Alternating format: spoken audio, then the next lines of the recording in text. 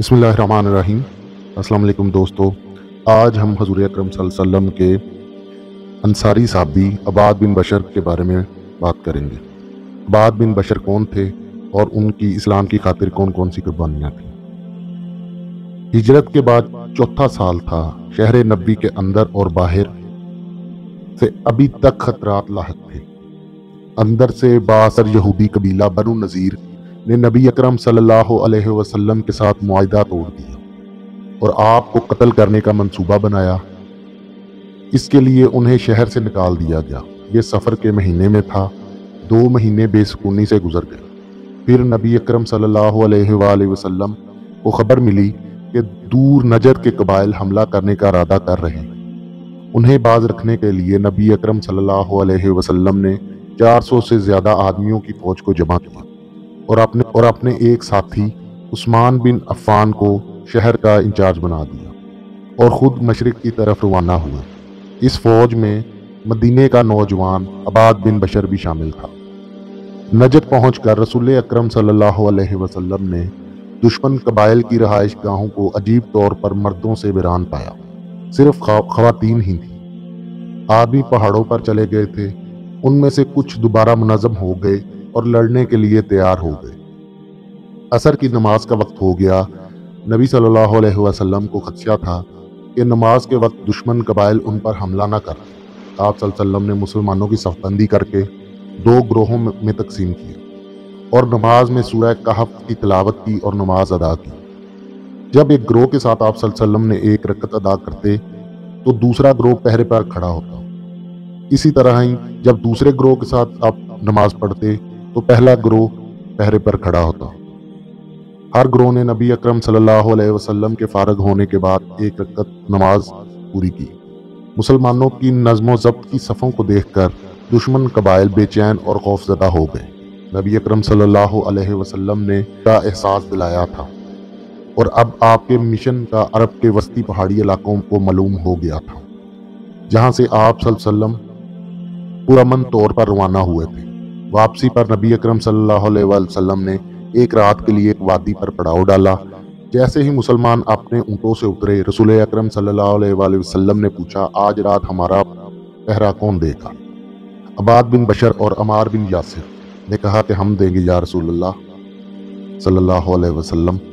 جب ہجرت کے بعد مدینہ پہنچے تھے تو رسول اکرم صلی اللہ علیہ وسلم نے عباد بن بشر اور عمار بن یاسر کو بھائی بنا دیا۔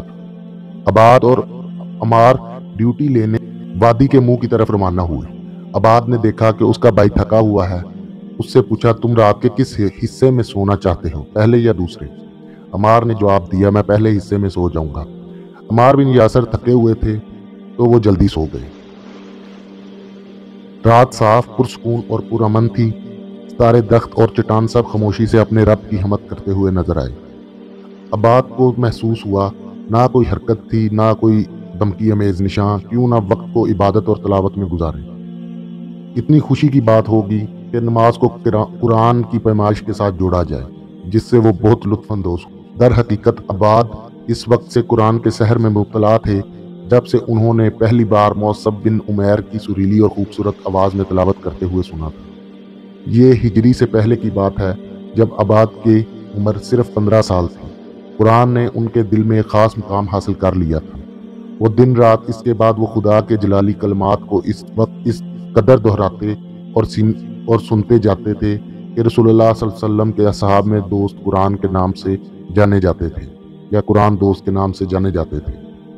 رات کے آخری پہر نبی اکرم صلی اللہ علیہ وسلم ایک مرتبہ نماز تہجد کے لیے عائشہ رضی اللہ عنہا کے گھر میں، جو مسجد سے متصل تھا، آپ صلی اللہ علیہ وسلم نے قرآن کی تلاوت کرتے ہوئے ایک آواز سنی جو پکیزہ اور میٹھی اور تازہ تھی، جیسے جبرائیل علیہ السلام نے آپ صلی اللہ علیہ وسلم پر نازل کی تھی۔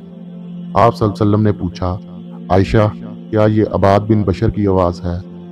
حضرت عائشہ نے کہا، ہاں یا رسول اللہ، اے رب اسے معاف کر دیں۔ نبی اکرم صلی اللہ علیہ وسلم نے ان کے لیے محبت سے دعا کی، یعنی حضرت عباد کے لیے دعا کی، اور اس طرح رات کی خاموشی میں وادی نجد کے منہ پر عباد کھڑے ہوئے اور قبلے کی طرف رخ کیا۔ خدا کے آگے سر تسلیم خم کرتے ہوئے وہ دعا کی حالت میں داخل ہوئے۔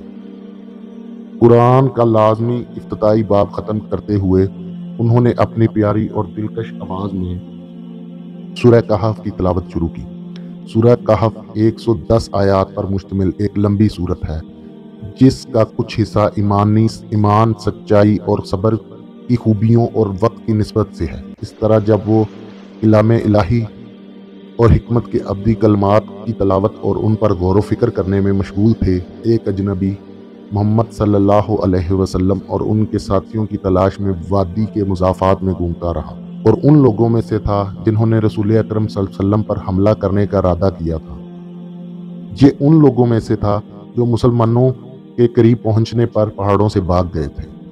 اس کی بیوی جسے وہ گاؤں میں چھوڑ کر آ گیا تھا، مسلمانوں میں سے ایک نے یرغمال بنا لیا تھا۔ جب بالآخر اسے معلوم ہوا کہ اس کی بیوی چلی گئی ہے، اس نے لات و عزیٰ کی قسم کھائی کہ وہ محمد صلی اللہ علیہ وسلم اور ان کے ساتھیوں کا پیچھا کرے گا، اور جب تک وہ خون نہ بہا لے واپس نہیں آئے گا۔ اس شخص نے دور سے عباد کو وادی کے منہ پر دیکھا، اور اسے معلوم ہوا کہ نبی اکرم صلی اللہ علیہ وسلم آپ کے ساتھی اس وادی کے اندر ہی ہوں گے۔ خاموشی سے اس نے کمان کھینچی اور تیر چلا دیا۔ تیر عباد کے جسم میں سرایت کر گیا۔ عباد نے سکون سے تیر کو اپنے جسم سے نکالا اور تلاوت کرتا چلا گیا۔ وہ ابھی نماز میں مشغول تھے، حملہ آور نے دوسرا اور تیسرا تیر مارا، جس کے دونوں نشان بھی مل گئے۔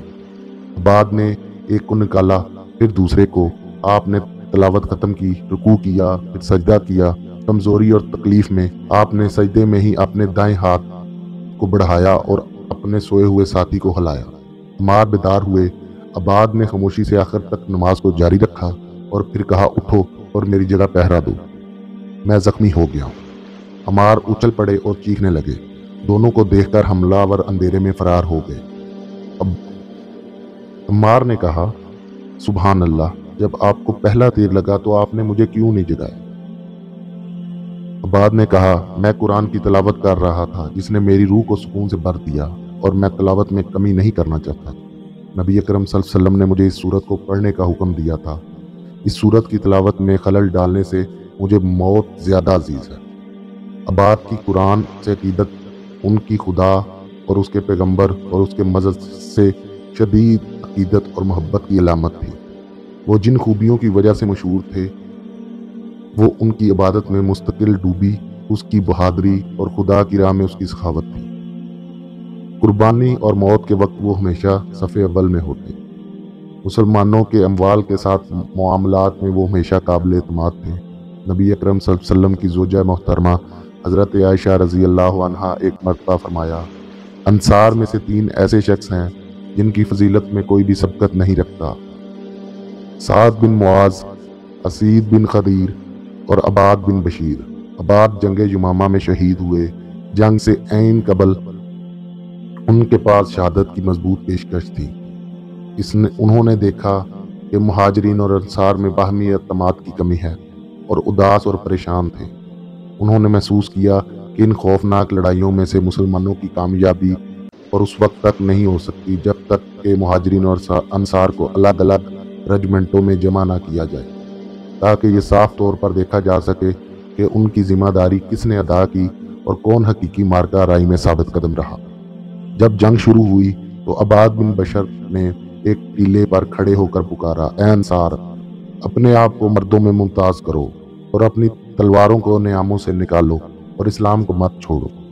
عباد نے انصار کو جوش دلایا، یہاں تک کہ تقریباً 400 آدمی ان کے گرد جمع ہو گئے، جن میں سے ثابت بن قیس، برا بن مالک اور رسول اکرم صلی اللہ علیہ وسلم کی تلوار کے محافظ ابو دجانہ تھے۔ اس طاقت کے ساتھ عباد نے دشمنوں کی صفوں میں ایک جارحانہ حملہ کیا، جس نے ان کے زور کو ختم کر دیا اور انہیں واپس موت کے باغ کی طرف دھکیل دیا۔ اس باغ کی دیواروں پر عباد بن بشر گر پڑے۔ ان کے زخم اتنے زیادہ تھے کہ وہ مشکل سے پہچانے جا سکتے تھے۔ عباد بن بشر ایک مومن کی حیثیت سے جیے، لڑے اور شہید ہوئے۔